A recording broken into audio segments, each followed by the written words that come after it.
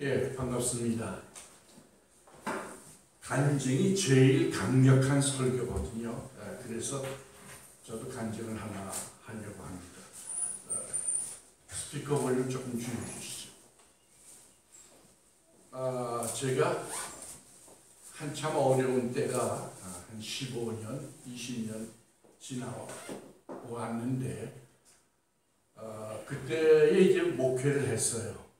근데 텔레비를 제가 10분 이상은 못 봐요. 집중이 안 됩니다. 힘이 들어서. 근데 은퇴를 하고 창조은교회 이종 목사님하고 이제 예배 함께 드리면서 내가 젊었을 때 좀 신통하지 않았으니 노년에라도 일을 좀 해야 되겠다. 그래가지고 시작한 게 이제 창조은교회에서의 설교였어요. 여러분 잘 아시는 대로 지금은 4-5시간의 세미나도 감당하죠. 그게 우연이 아니라고 봐요.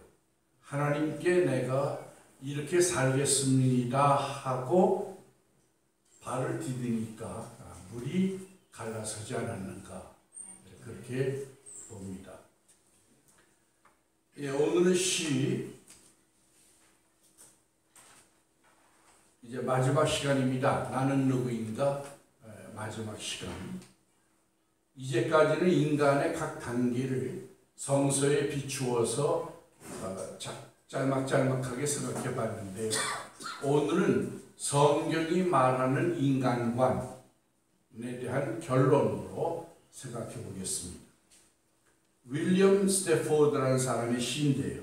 삶이란 어떤 거냐 하면 내가 따르는 한 가닥 실이 있단다. 변화하는 것들 사이를 지나는 실. 하지만 그 실은 변치 않는다. 사람들은 네가 무엇을 따라가는지 궁금해한다. 너는 그 실에 대해 설명해야 한다. 그렇지만 다른 이들에겐 잘 보이지 않는다. 그것을 잡고 있는 동안 너는 절대 길을 잃지 않는다. 비극은 일어나게 마련이고 사람들은 다치거나 죽는다. 그리고 너도 고통받고 늙어간다. 네가 무엇을 해도 시간이 하는 일을 막을 수는 없다.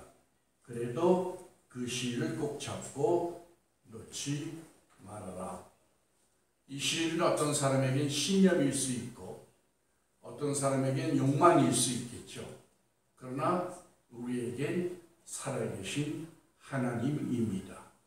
여러분이 하나님의 줄만 놓지 않으면 여러분의 미래는 반드시 있습니다. 마지막으로 성경이 얘기하는 인간관을 얘기하기 전에 이제까지 한 얘기를 정리해야 할 텐데 인간에 대해서 할 말이 많잖아요. 무슨 얘기를 할까 생각하다가 인간이 개체라는 거, 그렇죠? 철학적으로 얘기를 하면 존재 자체가 아니고 하나의 개체입니다. 우리는 그러니까 역으로 얘기를 하면 불완전합니다. 심리학에서 다혈질의 사람이 있고 외향적인 사람이 있고 내향적인 사람이 있고 여러 가지 분류들을 하죠. 그 모든 게 다 가능할까요? 만약 남편이 아내에게 당신은 참 활동적인데 조용하면서 여성답고 섬세하면 좋겠어. 가능한가요? 그 두 가지 기대를 가지고 있으면 상반되기 때문에 그건 이루어지지 않는 겁니다. 기대 자체가 잘못된 거예요. 왜 많은 요구와 기대들이 좌절로 끝나느냐 하면 이루어질 수 없는 걸 바라기 때문입니다. 다시 말하면 상대가 불완전하다고 하는 걸 잊어먹고 완전하다고 하는 걸 요구하는 거예요.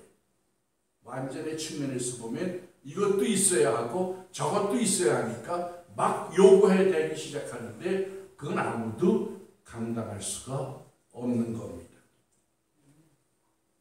따라서 우리는 어떻게 살아야 하느냐? 바울이 하나님께 3번 기도해서 응답받은 거, 내가 구하는 건 줄 수 없다. 왜냐하면 내 은혜가 약한 데서 강하기 때문이다. 내 은혜가 네게 족하다. 우리 장모님이 신앙생활을 그렇게 오래 하셨는데요. 어느 날 갑자기 하나님이 찬송을 주시더래요. 그게 뭐냐 하면은 내 은혜가 네게 족하다. 아십니까? 그 찬송을 자신도 모르고 불렀어요. 뭔지 모르고 불렀는데 그게 그런 찬송이었습니다. 정리하면 불만족의 만족입니다. 우리가 인간들끼리 살아가려면 반드시 불만족의 만족을 가지고 살아야 합니다. 만족의 만족은 아무도 없습니다. 그건 하나님만이 줄 수 있는 겁니다. 그거로 족하게 살아야 합니다. 왜 아기로 하나님이 인간을 지으셨을까요? 아담과 하와는 분명히 사람으로 성인으로 만드셨잖아요. 근데 왜 그 다음부터는 아기입니까? 되어가라 그 얘기예요. 되어가라.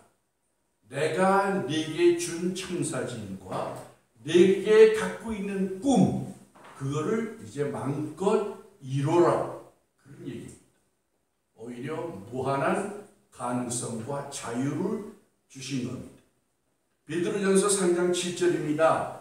남편들아 이와 같이 지식을 따라 너희 아내와 동거하고 그를 더 연약한 그릇이요 또 생명의 은혜를 함께 이어받을 자로 알아 귀히 여기라. 옛날에는 우리나라도요, 남자가 일찍 결혼했어요. 여자가 연상인 경우가 상당히 있었습니다. 왜 결혼했겠어요? 노동력을 얻기 위해서요. 실제로 여성 사회에서 보면은 여자가 노동이로 취급된 경우가 엄청 많습니다. 근데 실제는 여자는 약하잖아요. 그건 하나님이 주신 자연이고 본질이고 글쎄요. 그 약함을 통해서 더 많은 일을 하라고 약함을 준 거예요. 나도 남자처럼 강해지겠다. 이러면 이건 끝이 나는 거예요. 그게 아니고 내 약함 속에서 하나님이 원하시는 걸 뭘까를 찾으면 거기에 더 많은 것들이 있습니다. 강한 건 부러지지만 약한 건 휩니다. 싸움을 하면은 남자끼리 싸우면 난리가 나지만 거기에 여자가 가담하면 화해가 가능합니다. 각각 롤이 다르기 때문이죠. 그래서 지식을 가져라 그 얘기. 지식. 최소한도 자기 가족에 대한 지식이 있어야 합니다. 희망이 아니고 내 욕망이 아니고 예에 대한 정확한 지식이 있어야 해요. 그게 함께 살아가는 비결입니다. 이제 성경이 얘기하는 인간관에 대해서 생각해 보려고 합니다. 기독교도 종교이죠. 모든 종교는 왜 있습니까? 신의 도움을 받기 위해서 있습니다. 만약 신이 돕지 못한다면 그런 신을 왜 믿겠어요? 그렇잖아요. 하나님이 우상을 섬기지 말라고 하는 이유가 뭐예요? 듣지도 못하고 대답도 못하고 움직이지도 못하는 나무, 금상, 그거 왜 섬기느냐 그 얘기. 기독교도 우리가 원하는 걸 하나님이 주십니다. 구약의 그 표징이에요. 너희가 내 계명을 잘 지키면 인간 세상에서 필요한 모든 걸 주겠다. 그게 신명기 28장의 기약입니다. 신약은 뭘까요? 복은 이미 받았으니, 그게 뭐예요?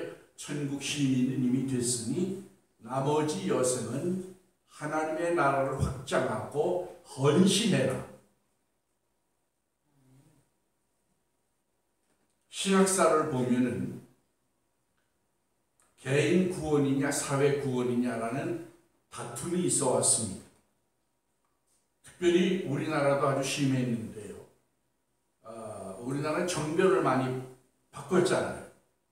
그리고 미숙한 민주 정치가 끌고 왔잖아요. 그래서 데모도 많이 하고 싸우기도 많이 했죠. 그런데 나오는 신학이 뭐냐 하면 사회 구원입니다. Social Gospel. 기독교는 사회의 정의를 위해서 이바지해야 한다는 생각이에요. 근데 전통적으로 교회는 뭘 지켜왔냐 하면 이반젤리즘, 개인 구원에 치중해 왔어요. 우리도 그렇잖아요. 80은 개인 구원이고 20은 사회봉사라고 생각하잖아요. 근데 이 한계와 싸움이 현대에 와서 통합이 됐습니다. 옛날에는 교파가 한국에서 아주 중요했어요. 교파마다 특색이 있었어요. 근데 요즘은 통합이 됐죠. 어디나 성경 말씀이면 아멘이 가능한 시대가 됐습니다. 성경의 인간관에서 제일 중요한 게 뭡니까? 죄로부터 시작하죠. 그래서 우리가 전도할 때 제일 힘든 게 그겁니다. 당신은 죄인입니다. 교도소에 가면은 죄인이라고 하는 사람 한 명도 없고요. 교회에 가면 의인이라고 하는 사람 한 명도 없죠. 이 아이러니를 우리 잘 봐야 합니다. 뭐가 죄인인가? 빛에 가까이 가면 먼지가 더 드러납니다. 집이 평안한 것 같아도요, 햇살이 들어오면은 그 집안에 떠있는 먼지들이 다 보이잖아요. 우리가 신 앞에 가까이 나가면 가까이 나아갈수록 나는 죄인입니다라는 고백 이외에 할 말이 없는 거예요. 왜 세리가 기도하러 성전에 올라가서 할 말이 그렇게 많았을 텐데 얼마나 억울해요. 매국노 취급받고 그렇잖아요. 완전 죄인으로 평생을 살아야 돼요. 그 직업 때문에 할 말이 얼마나 많겠어요. 근데 그가 하나님을 만나고 나서 할 수 있는 말은 나는 죄인입니다 밖에 없었더라고요. 베드로가 예수님을 발견했을 때 처음에 스승인 줄 알았어요. 아, 선생님이 강연하러 왔나 보다. 배를 내달라고 하니까 내드렸죠. 근데 여러분 잘 아는 대로 고기를 한 마리도 못 잡은 베드로에게 예수님이 어젯밤에 밤새도록 그물을 내리던 그곳으로 다시 가라고 합니다. 예수님이 전문가가 아니잖아요. 베드로는 고기 잡으러 뼈가 굵은 사람이에요. 자기가 잘 알잖아요. 갈릴리 바다는 평생 잡아온 바다예요. 어느 시간에 어떻게 될지 너무 잘 알아요. 근데 예수님께 순종했더니 고기가 잡혔잖아요. 그때 발견한 게 뭐예요? 주여 나를 떠나소서 나는 죄인으로서이다. 우리가 죄에 대해서 민감한 만큼 우리는 하나님께 가까이 있는 겁니다. 그건 병이 아닙니다. 마태복음 1장 21절에 보면 천사가 마리아에게 이렇게 얘기합니다. 아들을 낳으니 이름을 예수라 하라. 이는 그가 자기 백성을 그들의 죄에서 구원할 자이십니다. 이스라엘이 정치적으로 로마의 속국이었죠.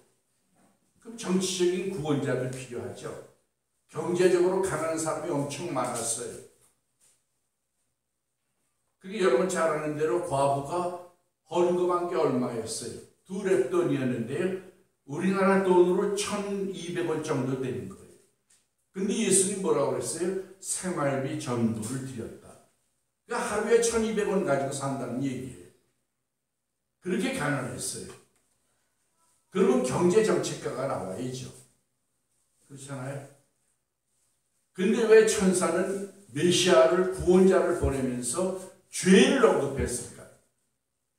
인간의 문제에서 제일 핵심은 죄에 있기 때문에 사회에 일어나는 모든 고난과 환난과 불행은 바로 인간의 죄성으로부터 오기 때문에 하나님이 그걸 회복하기를 원하신 겁니다.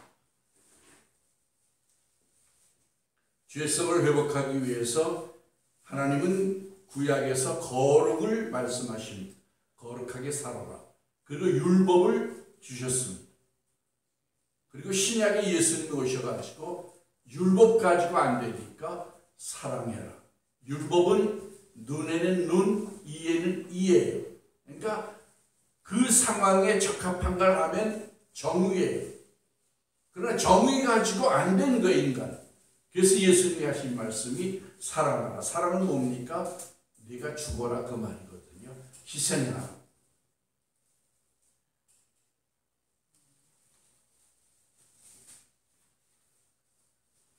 기독교 인간관을 기독교가 중요하게 생각하는 개념을 통해서 보도록 하겠습니다.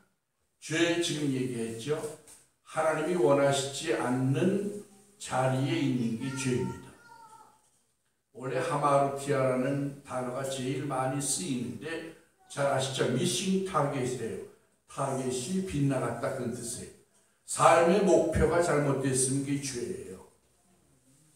나는 죄 하나도 안 졌어. 법은 다 지켰죠. 근데 평생 욕망이 돈 버는 데만 있다. 그럼 그게 죄예요.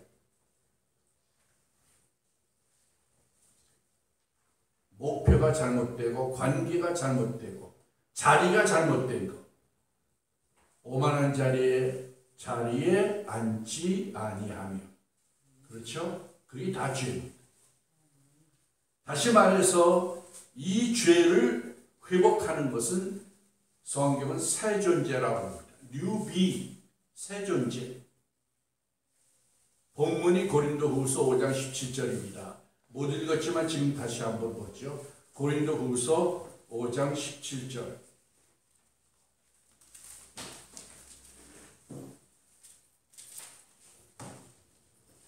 찾으셨어요? 예, 장국준 선생님 읽어주시죠. 그런즉 누구든지 그리스도 안에 있으면 새로운 피조물이라. 이전 것은 지나갔으니 보라 새 것이 되었도다. 예. 아멘. 디도서 3장 5절입니다. 우리를 구원하시되 중생의 씻음과 성령의 새롭게 하심으로 하셨나니. 중생은 rebirth입니다. 다시 태어나는 거예요.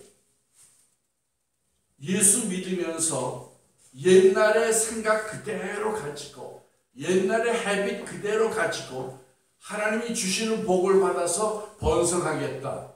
그건 기독교 정신이 아닙니다. 예수 믿는 순간에 뭐가 되느냐? 아기가 되는 거예요. 아기. 리버스예요. 다시 나야 해요. 먼저 거를 교정하자는 게 아니고요. 아주 새로 나자는 거예요. 그래서 전부 정돈이 돼야 합니다. 가치관이 바뀌어야 하고요. 윤리관이 바뀌어야 하고 생애 목표가 바뀌어야 돼요. 더 이상 세상에 미련이 없고 천국이 보여야, 이제 그 천국의 청사진이 보여야 그게 새 존재입니다. 옛날 거가 잘 되겠습니다. 그건 새 존재가 아니에요. 그 다음에 renewal, 새로 형성되어 가는 거죠. 새로워지는 것. 날마다 새롭도록. 바울의 고백이죠. 내가 날마다 새롭도록. 육체는 쇠약해지는데 영은 날마다 새로워지는 것. 그래서 성화라고 그러죠. 하나님이 원하시는 덕목들을 갖추어가는 것.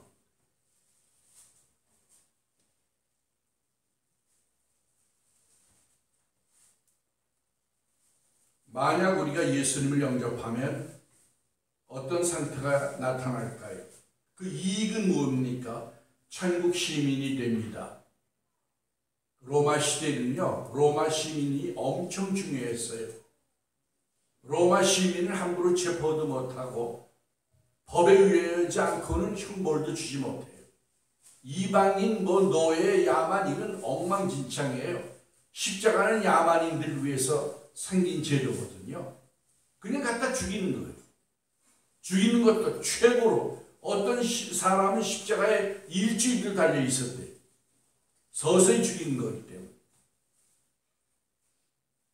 그때 로마 시민권이 얼마나 귀했냐 하면 군인들도 돈을 주고 샀어요, 그걸. 근데 바울은 나면서부터 로마 시민이기 때문에 놀랬잖아요. 지금은 미국 시민권이 얼마나 중요합니까? 미국 시민이 어느 아프리카 구석에서 불합리한 일을 당하면 전 세계가 들끓습니다. 근데 천국 시민은 어떨까요? 우리 별로 심통치 않게 생각하잖아요. 천국 시민은 대단한 거예요. 우리의 어플리케이션, 우리의 suggest, 우리의 플레이어, 그게 다 접수됩니다. 하나님의 아들이 되고 하나님의 신분 상승을 원하셨죠. 하나님의 자녀가 되고 교제를 원하신 거예요. 우린 뭘 받느냐에 관심이 있는데 하나님은 그게 아니고 교제하자. 그게 천국이 뭡니까? 파라다이스라는 말은 원래 워킹이에요. 워킹. 정원을 거니는 거예요.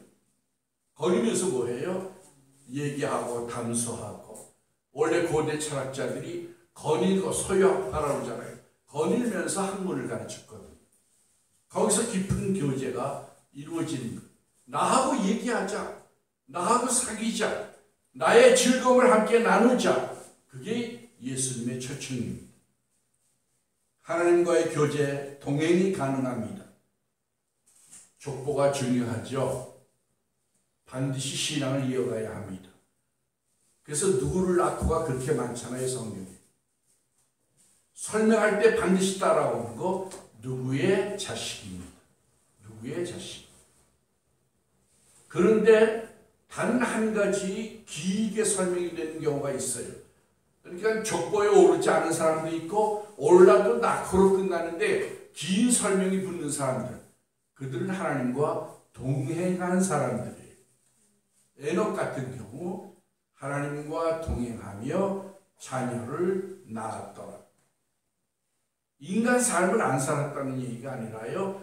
하나님의 선지자로 삶을 살았다 그 얘기입니다. 영생이 주어지고요. 세상에서 돌보심을 받고 승리가 약속됩니다. 최후 승리. 우리가 때로는 내 실수 때문에 넘어질 수도 있지만 그러나 최후 승리는 보장된 겁니다. 사명은 뭡니까? 새 존재의 사명은 복음 전파와 선한 일입니다. 표지는 내적 평안이 있습니다. 마음의 평안이 없으면 새 존재가 아직 안 된 거예요. 다 맡기지도 않은 거고요. 못 맡기잖아요. 기도해놓고 아멘 하고는 또 잊어먹고 또 다시 기도하고 아멘 하고. 그렇죠? 원래는 한 번 기도했으면 두 번 기도할 필요가 없는 거예요. 바울이 3번 기도했다는 건 대단한 거예요. 그건 아주 심각하다는 얘기예요. 이게 어마어마하게 중요했다는 얘기예요. 하나님이 귀가 없어서 못 들으십니까? 한 번 얘기하면 알아들으시죠. 그렇잖아요. 구하기 전에 아시는 분인데 뭘 그렇게 많이 구하겠어요?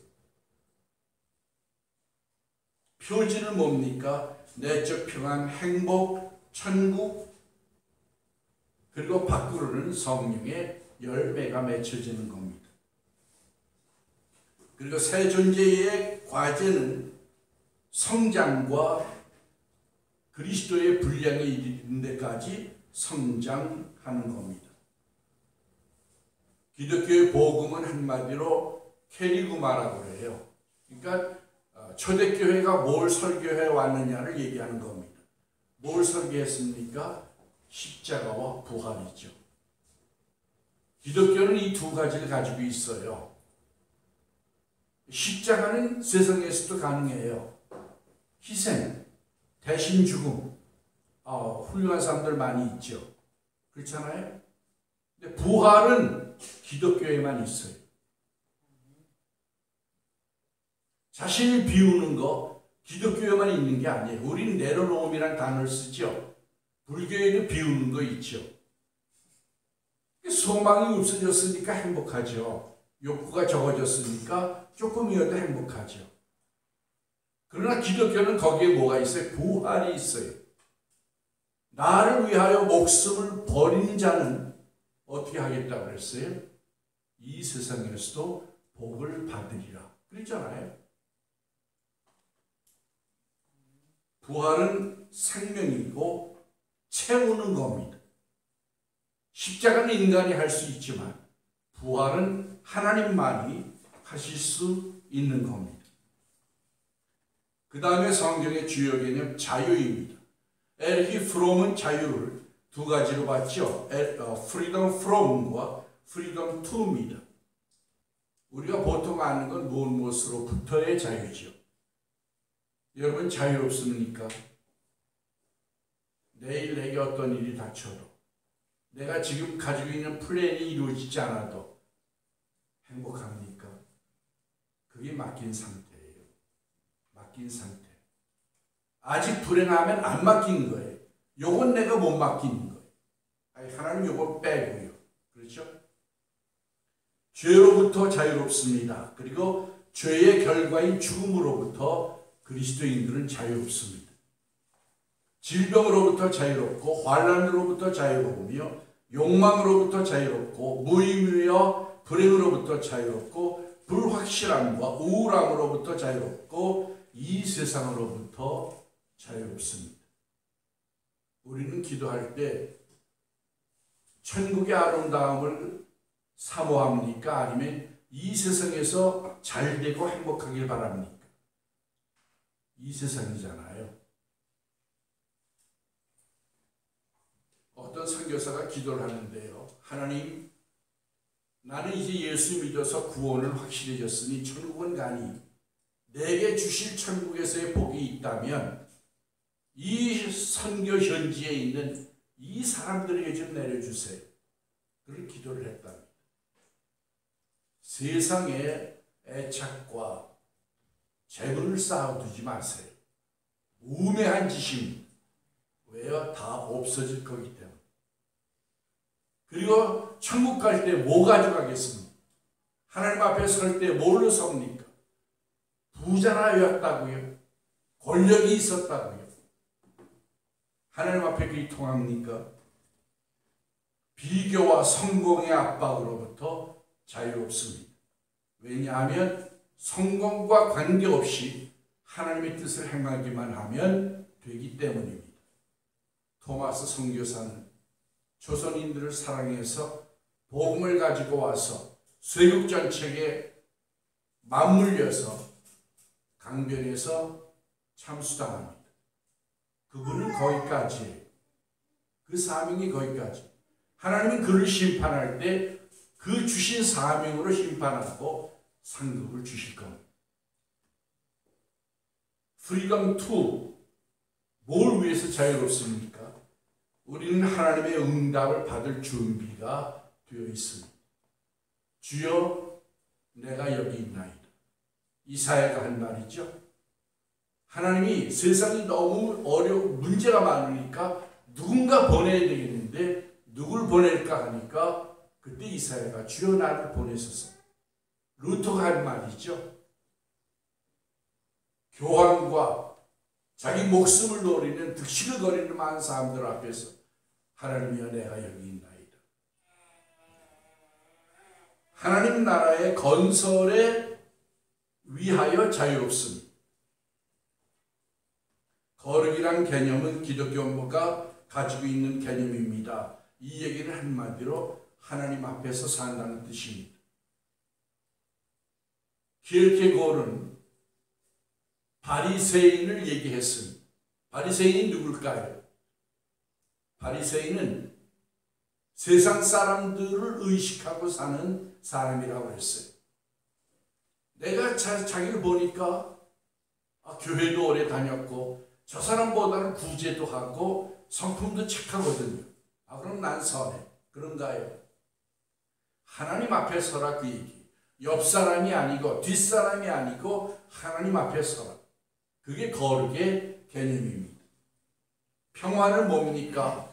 통합이 평화입니다. 원래 염려라고 하는 말은 메림나라는 시라고인데 그것은 나누인다는 뜻의 디바이딩. 생각이 많아가지고 이렇게 할지도 저렇게 할지도 못하고 고민하는 거. 그게 염려예요. 그게 세상입니다. 하나님 예수님이 주려고 하는 평화는 뭡니까? 통합이에요. 통합이 뭐예요? 예수님의 뜻과 내가 일치하는 것. 그게 해답이에요. 예수님이 기도할 때에 마지막 기도에서 내 뜻대로 마시고 아버지의 뜻대로 되길 바랍니다. 그게 추서죠. 그게 붙어야 합니다. 그 다음에 사랑입니다. 보통 사람들이 사랑을 하고 사는데 왜 행복하지 못할까요? 에로스로 끝나기 때문이에요. 주고받는 사랑, 기대하는 사랑, 그거로 살기 때문에 안 되는 거예요. 그래서 예수님이 얘기한 게 아가페입니다. 원래 히라보에는 사랑의 단어가 4가지가 있는데요. 기독교 문헌에서만 아가페를 강조합니다. 일반 히라보에는 아가페를 그렇게 많이 안 써요. 사람 간에도 예수님은 아가페를 얘기했어요. 왜? 아가페가 아니면 안 되기 때문이에요. 오리를 가자고 하는 사람에게 오리를 가져가지고는 문제가 해결되지 않기 때문에 아예 심리를 가라 그 얘기예요. 그래야 된다 그 얘기입니다. 나를 희생하고 내가 죽고 내가 없어지고 하늘의 밀이 땅에 떨어져 죽어야 열매를 맺는다고 그랬잖아요. 어떻게 죽지 않고 열매가 생겨요? 열매는 바라는데 죽진 않거든요. 사랑하고 희생하면 내가 없어질까요? 어머니들이 그렇게 희생하는데 그럼 그 자아는 없어진 건가요?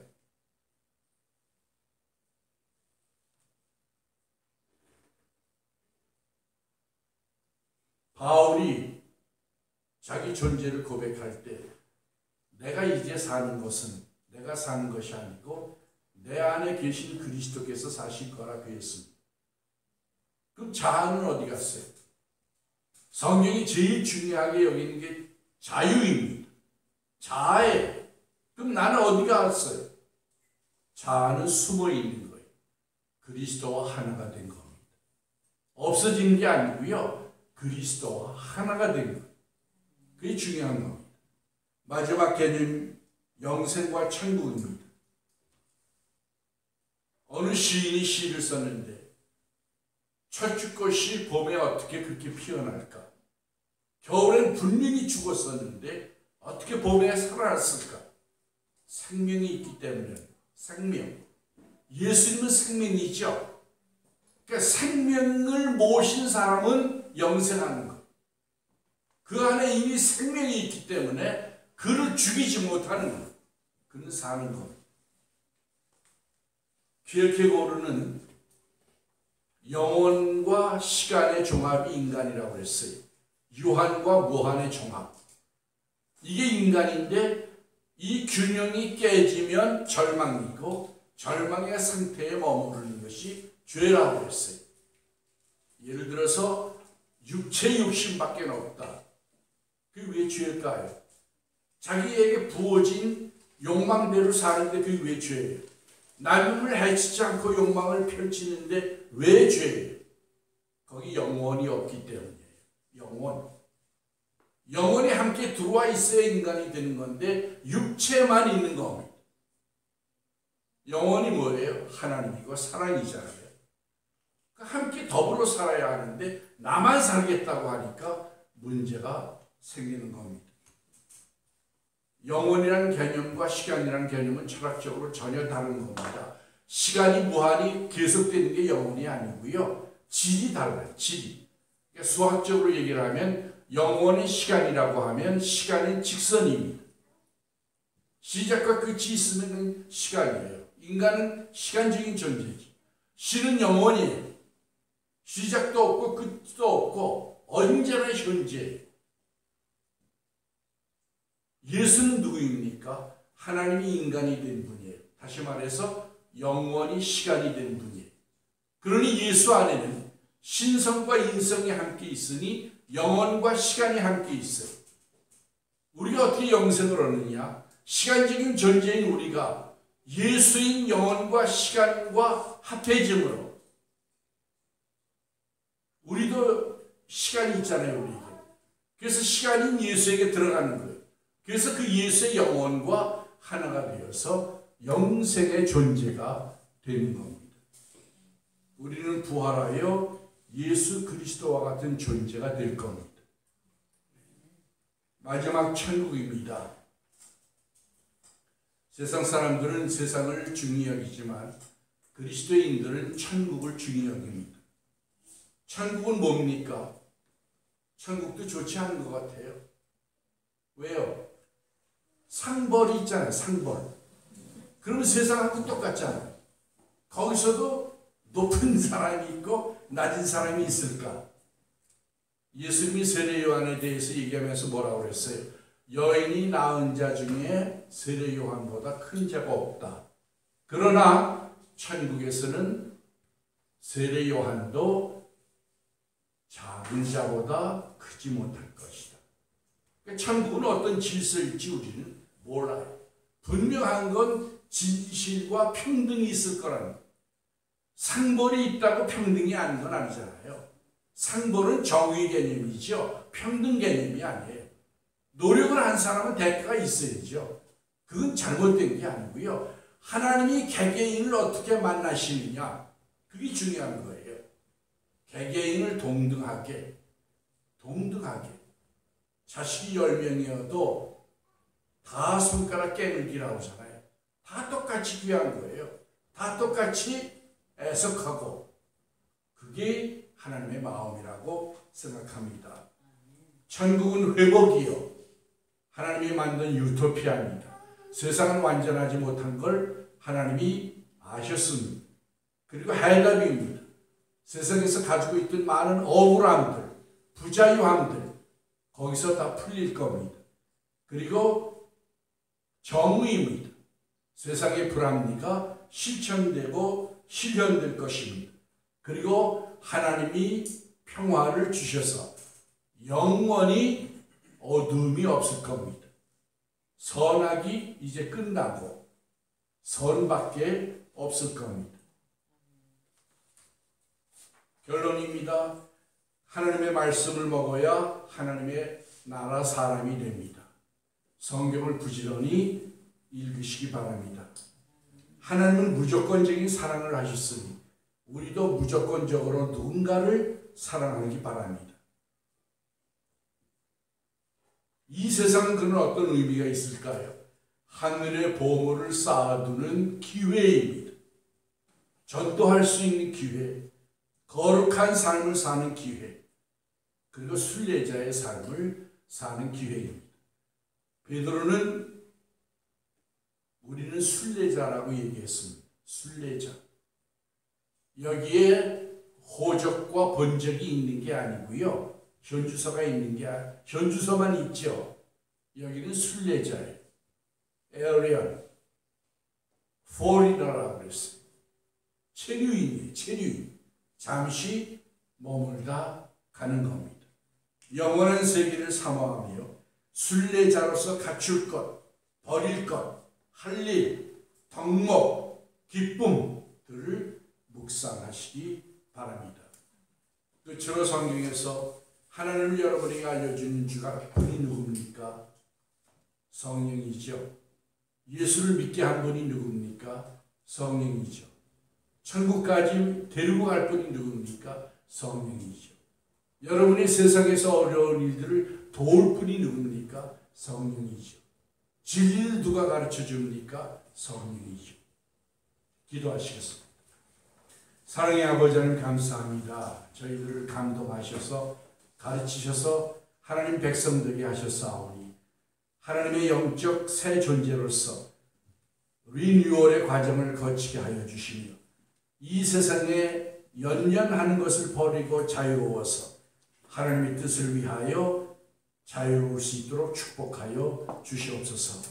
예수님의 이름으로 감사하고 기도합니다. 아멘.